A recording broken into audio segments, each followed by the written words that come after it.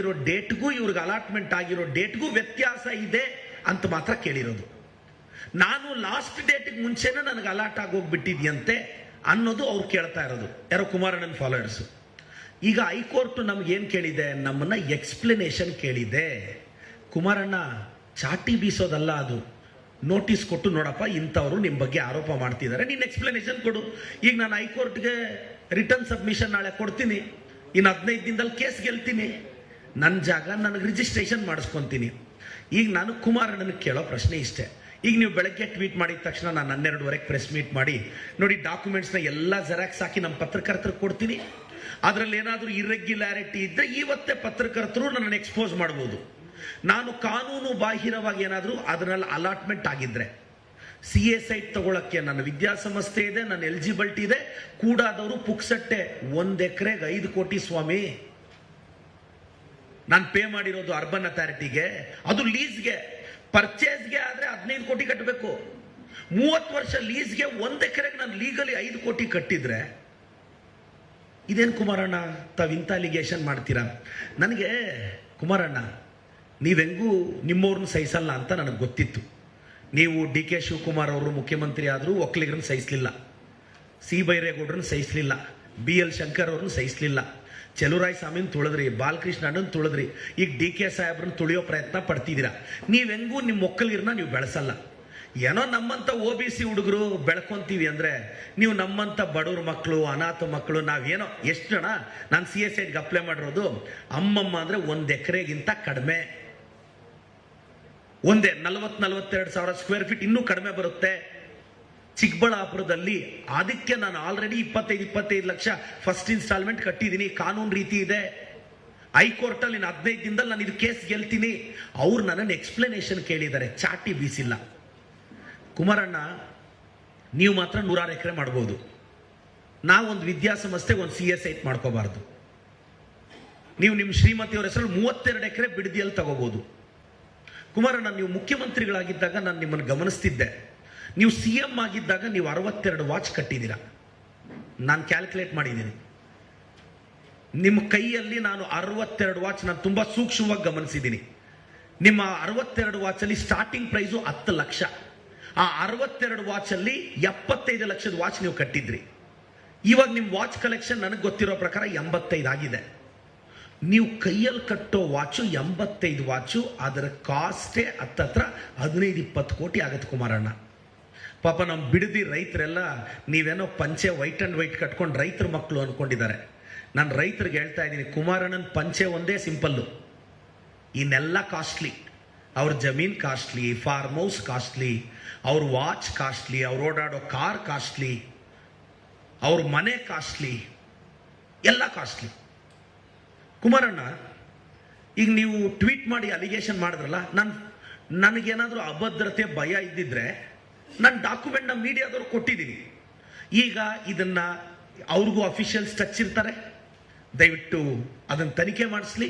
ಈಗ ಹೈಕೋರ್ಟ್ ಕೊಟ್ಟರು ನೋಟಿಸ್ಗೆ ನಾನು ರೀಪ್ಲೈ ಕೊಡ್ತೀನಿ. ಅದಿನ್ನೂ ಪ್ರಾಪರ್ಟಿ ನಾನು ರಿಜಿಸ್ಟರ್ ಮಾಡ್ಕೊಂಡಿಲ್ಲ. ಹೈಕೋರ್ಟ್ ಹೇಳಿರೋದು ಸ್ಟೇಟಸ್, ನಾನೆಲ್ಲೋ ರಿಜಿಸ್ಟರ್ ಮಾಡ್ಕೊಂಡು ಒಂದು ಕಾಲೇಜ್ ಕಟ್ಟಿಬಿಡ್ತೀನಿ, 4 ಕಾಸು ಸಂಪಾದಿಸ್ಕೊಂಡ್ಬಿಡ್ತೀನಿ, ಒಬ್ಬ OBC ಹುಡುಗ ಬಂದ್ಬಿಟ್ರೆ ಕಷ್ಟ ಆಗುತ್ತೆ ಅನ್ನೋದು ಕುಮಾರಣ್ಣನ ಬಾಧೆ. ಬಿಡ್ ಕುಮಾರಣ್ಣ, ನಮ್ಮ ಮನೆ ಬರಹ, ನಾವು ಶೋಷಿತರು, ನಾವು OBCಗಳು, ನಮ್ಮನ್ನು ಯಾವತ್ತೂ ತುಳಿಯೋದೆ, ನಾವು ತುಳಿಸ್ಕೊಳ್ಳೋದಕ್ಕೆ ಅರ್ಹರು ನಾನು ಅನ್ಕೊಂತೀನಿ. ನಿಮ್ಮ ಸಮುದಾಯದ ಒಕ್ಕಲಿಗರು ಬೆಳೀತಿದ್ರೆ ಯಾಕೆ ಕುಮಾರಣ್ಣ ತುಳಿತಾ ಇದೆಯಾ? ಪ್ರಧಾನಿ ಮಗ ಮುಖ್ಯಮಂತ್ರಿ ಆಗ್ಬೋದು, ಪ್ರಧಾನಿ ಮಗ PWD ಮಿನಿಸ್ಟರ್ ಆಗ್ಬೋದು, ಪ್ರಧಾನಿ ಮೊಮ್ಮಗ MP ಆಗ್ಬೋದು, ಬೇರೆಯವ್ರ ಮಕ್ಕಳು ಕನಕಪುರದ ರೈತನ ಮಗ ಈ ಸ್ಟೇಟ್ಗೆ CM ಆಗಬಾರ್ದು. ಇದ್ಯಾವ ನ್ಯಾಯ ಕುಮಾರಣ್ಣ? ಕುಮಾರಣ್ಣ ನಿಮ್ಮ ಮಗನ್ನ 3 ಸಲ ನಿಲ್ಸಿದ್ರು ಗೆಲ್ಲಕ್ಕಾಗ್ಲಿಲ್ಲ. ಪ್ರಧಾನಿ ಮೊಮ್ಮಗ ಮುಖ್ಯಮಂತ್ರಿ ಮಗ ಸೋತೋದ. ಅಡ್ರೆಸ್ ಇಲ್ದೇ ಇರೋ ಒಬ್ಬ ಹುಡುಗ, ತಂದೆ ತಾಯಿ ಇಲ್ದೇ ಇರೋ ಒಬ್ಬ ಹುಡುಗ ನನ್ನ ಪಕ್ಷ ಗೆಲ್ಸ್ಕೊಂಡ್ಬಂತು. ಇದು ಕಾಂಗ್ರೆಸ್ ಪಕ್ಷದ ತಾಕತ್ತು.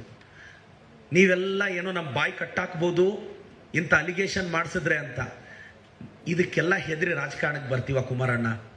ಕುಮಾರಣ್ಣ ನೀವೊಂದು ಅಲಿಗೇಷನ್ ಮಾಡಿದ ತಕ್ಷಣ ಭಯ ಬೀಳಕ್ಕೆ ನಮ್ಮಪ್ಪ ಏನು ಪ್ರೈಮ್ ಮಿನಿಸ್ಟರ್ ಅಲ್ಲ ಕುಮಾರಣ್ಣ, ನಮ್ಮಪ್ಪ ಫಾರ್ಮರು, ನಾನು ರೈತನ ಮಗ. ನಿಮ್ಮ ಥರ ವೈಟ್ ಆ್ಯಂಡ್ ವೈಟ್ ಹಾಕ್ಕೊಂಡು ರೈತ ಅಂತ ಬಿಲ್ಡಪ್ ಕೊಡೋ ರೈತನ ಮಗ ಅಲ್ಲ ನಾನು.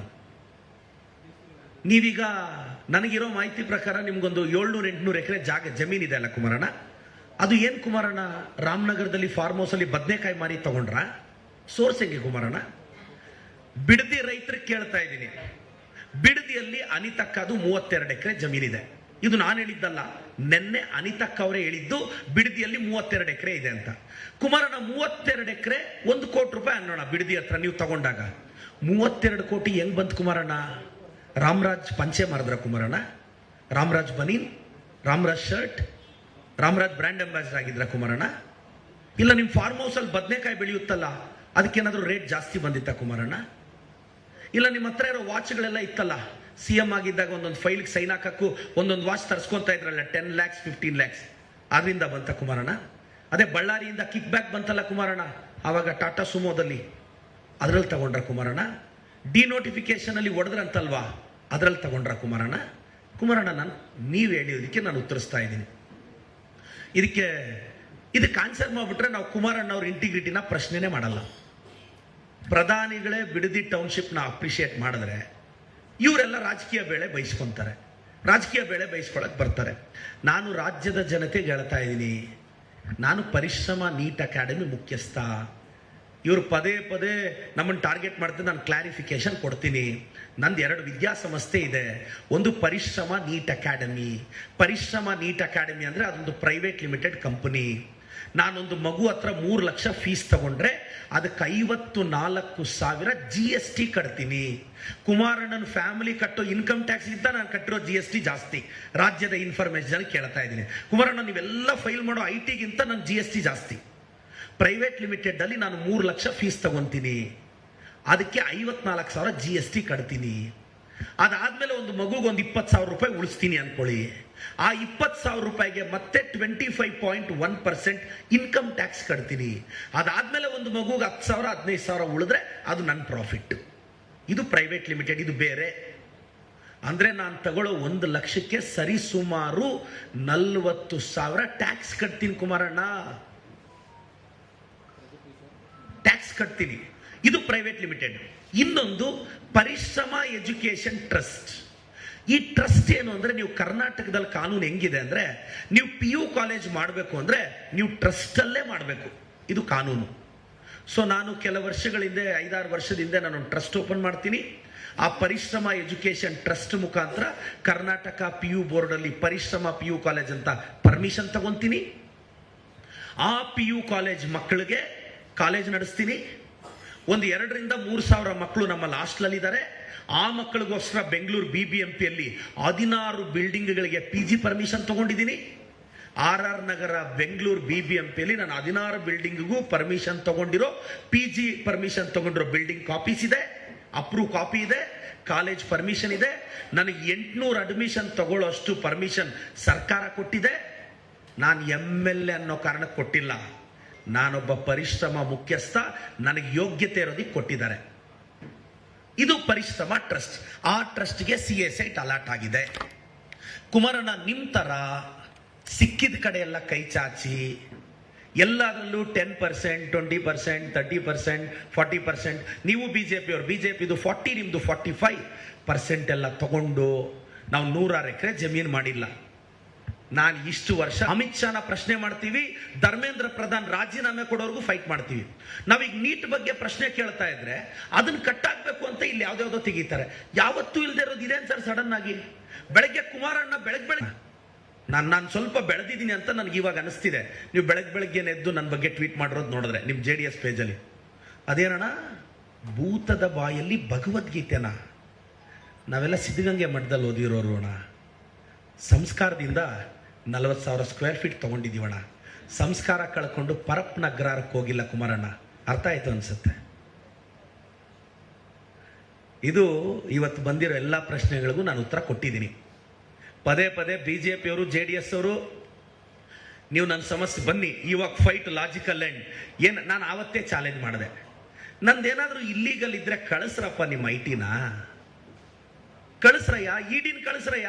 ಯಾವನೇ ಮೇಲೆ ನಾವು ಕಳಿಸ್ತಿರಲ್ಲ ಪಾಪ, ನಮ್ಮ ಮೇಲೆ ಕಳಿಸ್ಗುರು. IT ನಾಳೆ ಕಳಿಸು, ED-ನ ಕಳಿಸು, ನೋಡೋಣ ದಮ್ಮಿದ್ರೆ. ಲೀಗಲ್ ಆಗಿ ಟ್ಯಾಕ್ಸ್ ಕಟ್ತಿದ್ದೀನಿ ನಾನು. ಕುಮಾರಣ್ಣನ IT-ಗಿಂತ ನನ್ನ GST ಜಾಸ್ತಿ. ಕುಮಾರಣ್ಣಂದು ಇಲ್ಲಿಗಲ್ ಜಾಸ್ತಿ ಇದೆ, ಅವ್ರಿಗೆ ತುಂಬ ಅಕೌಂಟ್ಸ್ ಇದೆ, ಬ್ಯಾಂಕ್ ಅಕೌಂಟ್ಸು, ನನಗೊಂದೇ ಇರೋದು. ಸೊ ದಯವಿಟ್ಟು ಕುಮಾರಣ್ಣ ಫೈಟ್, ನೀವು ಸಮಸ್ಯೆಗಳು ಈ ವಿಚಾರಕ್ಕೆ ಬಂದರೆ ನಾನು ತುಂಬ ಚೆನ್ನಾಗಿ ಮಾತಾಡ್ತೀನಿ ಅಂತ ಕರ್ನಾಟಕದಲ್ಲಿ ಹೇಳ್ತಾರೆ. ನಾನು ಕೌಂಟ್ರ್ಗಳು ತಟ್ಕೊಳಕ್ಕಾಗಲ್ಲ. ಸೊ ಬನ್ನಿ, ಬಿಡದಿ ಟೌನ್ಶಿಪ್ ವಿಚಾರ ಬಿಡದಿ ಮಾತಾಡೋಣ, ನೀಟಿಗೆ ಮಾತಾಡೋಣ. ಅದು ಬಿಟ್ಟು ಹೈಕೋರ್ಟಲ್ಲಿ ಹೋಗಿ ನಿಮ್ಮ ಚೇಲಾಗಳ ಕೈಯಲ್ಲಿ ನಮ್ಮ CSITಗಳು ಈಗ ನಾನು ಮತ್ತೆ ಪ್ರೆಸ್ ಮೀಟ್ ಮಾಡ್ತೀನಿ. ಹೈಕೋರ್ಟಲ್ಲಿ ಹೋಗ್ತೀನಿ, ಈ ಕೇಸ್ ನಾನು 15 ಡೇಸಲ್ಲಿ ಎಕ್ಸ್ಪ್ಲನೇಷನ್ ಕೊಟ್ಟು ಗೆಲ್ತೀನಿ. ನಮ್ಮ ಕುಮಾರಣ್ಣನಿಗೋಗಿ ಒಂದು ಸ್ವೀಟ್ ಕೊಟ್ಟು ಬರ್ತೀನಿ. ಮತ್ತು ನನಗೆ ಭಾಳ ಖುಷಿ ಆಗ್ತಿದೆ, ನಾನು ಚಿಕ್ಕಬಳ್ಳಾಪುರದಲ್ಲಿ ಪರಿಶ್ರಮ PU ಕಾಲೇಜ್ ಆಗ್ತಿದೆ ಅಂತ ಮೋಸ್ಟ್ಲಿ ನನಗೆ ಎಷ್ಟು ಅಡ್ವರ್ಟೈಸ್ಮೆಂಟ್ ಕೊಡ, ನೀನು ಒಕ್ಕಲಿಗರನ್ನೆಲ್ಲ ತುಳಿದಾಕಿದ್ಯಾ ಎಲ್ರೂ. ಏನೋ ಒಂದು OBC ಅವ್ರನ್ನ ಬಿಟ್ಬಿಡು ಕುಮಾರಣ್ಣ, ನಮ್ಮ ಪಾಡಿಗೆ ನಾವು ಜೀವನ ಮಾಡ್ತೀವಿ. ನೀವು ಅದಕ್ಕೂ ಅಡ್ಡ ಬಂದರೆ ಏನು ಮಾಡೋದು ಕುಮಾರಣ್ಣ? ಸರ್, ಕುಮಾರಣ್ಣನ ಕೇಳಿ, ಅನಿತಕ್ಕ 32 ಎಕರೆ ಹೆಂಗೆ ತಗೊಂಡ್ರು, ಅದಕ್ಕೆ ಸೋರ್ಸ್ ಏನು? ಮತ್ತೆ ಈಗ ನಾನು ಹೇಳ್ಬಿಡ್ತೀನಿ, ನಾನು ಹೆಂಗೆ ತಗೊಂಡಿದ್ದೀನಿ ಕಾಸು ಅಂದರೆ ಟ್ರಸ್ಟ್ಗೆ ನನಗೆ ಫೀಸ್ ಬಂದಿರೋ ದುಡ್ಡಲ್ಲಿ.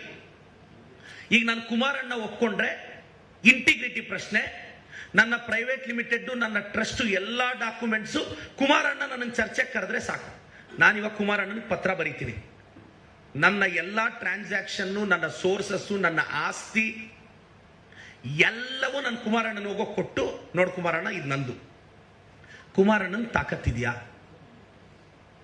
ಕುಮಾರಣ್ಣ ನೀವಿರೋ ಕಡೆನೇ ಬರ್ತೀನಿ, ನೀವಿರೋ ಕಡೆನೇ ಬರ್ತೀನಿ. ನಿಮ್ಮ ಆರೋಗ್ಯ ವಿಚಾರಿಸ್ಬೇಕು ನಾನು, ನಿಮ್ಮ ಬಗ್ಗೆ ನನಗೆ ಗೌರವ ಇದೆ, ನಿಮ್ಮ ಕುಟುಂಬದ ಬಗ್ಗೆ ಗೌರವ ಇದೆ, ನಿಮ್ಮ ಬಗ್ಗೆ ಮಾತಾಡ್ಬೇಕು. ನಾನು ಒಂದು ಅವಕಾಶ ಮಾಡಿಕೊಡಿ ಕುಮಾರಣ್ಣ, ನಾನು ಬಂದು ಎಕ್ಸ್ಪ್ಲನೇಷನ್ ಕೊಡಬೇಕು ಅಂತ ಕರ್ನಾಟಕದ ಜನತೆಗೆ ಹೇಳ್ತೀನಿ. ಪರಿಶ್ರಮದ ತಂಟೆಗೆ ಯಾಕೆ ಬಂದಿದ್ದಾರೆ ಅಂದರೆ, ಈ JDS BJPಯಲ್ಲಿ ಒಂದು ಚಾಳಿ ಇದೆ ಅವ್ರಿಗೆ. ಯಾವನಾದರೂ ಜಾಸ್ತಿ ಮಾತಾಡ್ತಿದ್ರೆ ಅವನು ಹೊಟ್ಟೆ ಮೇಲೆ ಹೊಡೆದು ಬಿಡಬೇಕು. ಕುಮಾರಣ್ಣ, ನಾನೊಂದು 2 ಕೋಟಿ ರೂಪಾಯಿ FD ಮಾಡಿದ್ದೀನಿ ಬ್ಯಾಂಕಲ್ಲಿ. ಆ ಇಂಟ್ರೆಸ್ಟಲ್ಲಿ ನಾನು ಹೆಂಡತಿ ಮಕ್ಕಳು ಸಾಕ್ತೀನಿ. ನಿಮ್ಮ ಥರ ಮಕ್ಕಳಿಗೂ ಮೊಮ್ಮಕ್ಕಳಿಗೆ ಮಾಡೋ ಆಸ್ತಿ ನನಗಂತೂ ಇಲ್ಲ. ನಾನು FD ಮಾಡಿ ಇಟ್ಕೊಂಡಿದ್ದೀನಿ ಕುಮಾರಣ್ಣ. ನೀವೆಲ್ಲ ಕಿತ್ಕೊಂಡ್ರು ನಿಮ್ಮ ನಿದ್ದೆ ಕೊಡಿಸೋದು ನನಗೆ ಗೊತ್ತು. ನೀವೆಲ್ಲಾದ್ರೂ ಹಂಗೆ ಅನ್ಕೊಂಡ್ಬಿಟ್ಟಿರ ಪ್ರದೀಪ್ ಈಶ್ವರ್ನ ಇವೆಲ್ಲ ಆಗಲ್ಲ ಅಂತ ಗೊತ್ತಿಲ್ಲೋ ಏನು ನನಗೆ? ರಾಜಕಾರಣಕ್ಕೆ ಬಂದಾಗ ನಾನು FD ಮಾಡಿ ಇಟ್ಟಿದ್ದೀನಿ. ನೀವು ಏನು ಮಾಡಿದ್ರು ನಮ್ಮ ಬಾಯಿ ಮುಚ್ಚಕ್ಕಾಗಲ್ಲ. ನಾನು ಈ ನಡುವೆ ಸ್ವಲ್ಪ ನೀಟ್ ಎಕ್ಸಾಮ್ ಇತ್ತು ಅಂತ ಬ್ಯುಸಿ ಇದ್ದೆ 21ನೇ ತಾರೀಕು. ಇಲ್ಲಾಂದರೆ ಇಷ್ಟೊತ್ತಿಗೆ ಡೈಲಿ ಮಾತಾಡ್ತಿದ್ದೆ ನಾನು. ನಾಳೆಯಿಂದ ನಾನು ಕುಮಾರಣ್ಣ ಬಗ್ಗೆ ಡೈಲಿ ಅವ್ರ ಮೇಲೆ ಪ್ರೀತಿ ತೋರಿಸ್ಬೇಕು ಅಂತ ಬಯಸಿದ್ದೀನಿ. ಮತ್ತು ನಮ್ಮ ಪತ್ರಕರ್ತರು ಇದು ಪದೇ ಪದೇ ಸಂಸ್ಥೆ ಬಗ್ಗೆ ಅಲಿಗೇಷನ್ಸ್ ಬರೆದಿರೋದ್ರಿಂದ ತಾವು ಏನಿದ್ರು ಕ್ಲಿಯರ್ ಕಟ್ಟಾಗಿ ನಾನು ಹೇಳ್ತೀನಿ ಸರ್. ನಾನು IT ED CBI ಎಲ್ಲರೂ ಬಂದ್ಬಿಡ್ರಪ್ಪ ಸರ್. ಇವ್ರು ಯಾಕೆ ಸರ್ 2-3 ವರ್ಷದಿಂದ ನಮ್ಮ ಹತ್ರಕ್ಕೆ ಬರೋದೇ ಇಲ್ಲ ಇವರು ಸರ್? ಹೇಳಿದ್ದಾರೆ ಇವರು, ನೀವು ನಂಬಲ್ಲ. ಏನು ನಮ್ಮ ಕರ್ನಾಟಕದ ಕೆಲವು ಸಂಸದರು ಹೇಳಿದ್ದಾರೆ, ಪ್ರದೀಪ್ ಕೆ ಪಾಸ್ ಬೇಜೋ ಬಾಯ್, IT ಕೋ ಬೇಜೋ, ED ಕೋ ಬೇಜೋ, CBI ಕೋ ಬೇಜೋ. ಕ್ಯಾ ಮಿಲ್ತಾ ಆಯಾತೋ? ಮೋಟಿವೇಟ್ ಮಾಡಿ ಕಳಿಸ್ತೀನಿ ಬನ್ನಿ. ನಿಮ್ಮ ಮಕ್ಕಳನ್ನು ನಾನು ಕಾಲೇಜ್ಗೆ ಹಾಕ್ಬೇಕು, ಹಂಗೆ ಮೋಟಿವೇಟ್ ಮಾಡ್ತೀನಿ. ನನ್ನ ಮೇಲೆ ರೈಡ್ ಆಗಲಿ 24 ಅವರ್ಸಲ್ಲಿ ಅವ್ರನ್ನ ಮೋಟಿವೇಟ್ ಮಾಡಿ ಹೆಂಗೆ ಮಾಡ್ತೀನಿ ಅಂದರೆ, ಅವ್ರ ಮಕ್ಕಳು ಪರಿಶ್ರಮ PU ಕಾಲೇಜ್ಗೆ ಅಡ್ಮಿಷನ್ ಮಾಡಿಸ್ತೀನಿ ನಾನು. ಅದು ನನ್ನ ಮೋಟಿವೇಶನ್ ತಾಕತ್ತು ಸರ್. ನಮ್ಮ ಪತ್ರಕರ್ತರು ಒಂದಷ್ಟು ಪ್ರಶ್ನೆ ಕೇಳಿಬಿಡಿ ಸರ್. ಇದು ಪದೇ ಪದೇ ಬರ್ತಾ ಇರೋದ್ರಿಂದ ನೋಡಿ. ನಾನೀಗ ನೀಟ್ ಬಗ್ಗೆ ನೀವು ನಂಬಲ್ಲ ಸರ್, ನೀಟ್ ಬಗ್ಗೆ ದೊಡ್ಡ ಹೋರಾಟ ಮಾಡ್ತಿದ್ದೀವಿ ಬೆಂಗಳೂರಲ್ಲಿ.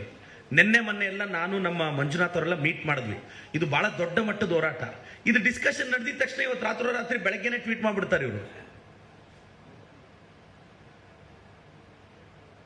ಸರ್. ಓಕೆ, ಕುಮಾರಸ್ವಾಮಿ ವಿರುದ್ಧ ಕಾನೂನು ಹೋರಾಟ ಮಾಡ್ತೀರಾ ಸರ್? ನೋಡಿ, ಮಾನ ಮರ್ಯಾದೆ ಇರೋರ ಮೇಲೆ ಫೈಟ್ ಮಾಡಬೇಕು. ನಾನು ಮಾನ ಮರ್ಯಾದೆ ಇರೋರ ಮೇಲೆ ಜೊತೆ ಫೈಟ್ ಮಾಡಕ್ಕೆ ಇಷ್ಟಪಡ್ತೀನಿ ಅಷ್ಟೇ ಸರ್. ನಾನು ಕುಮಾರಣ್ಣ ಅವರು ದೊಡ್ಡವರು ಸರ್, ಅವರು ಮಾಜಿ ಮುಖ್ಯಮಂತ್ರಿಗಳು, ನಾನೆಲ್ಲಿ. ಬಟ್ ಏನು ಅಂದರೆ, ಕುಮಾರಣ್ಣನಲ್ಲಿ ನನಗೆ ಇಷ್ಟ ಆಗೋ ನೇಚರ್ ಏನು ಅಂದರೆ, ತುಂಬ ಸಾಮಾನ್ಯ ಕುಟುಂಬದ ನಮ್ಮಂಥ ಹುಡುಗರನ್ನು ಮುಗಿಸ್ಬೇಕು ಅಂತ ಪ್ರಯತ್ನ ಪಡ್ತಾರಲ್ಲ, ಅದು ಈಗ ಅವ್ರದ್ದೇನು ಅಂದರೆ, ಅವರು ಶ್ರೀಮಂತರನ್ನೇ ಅಲ್ಲ, ಒಕ್ಕಲಿಗರನ್ನು ಉಳಿಸಲ್ಲ,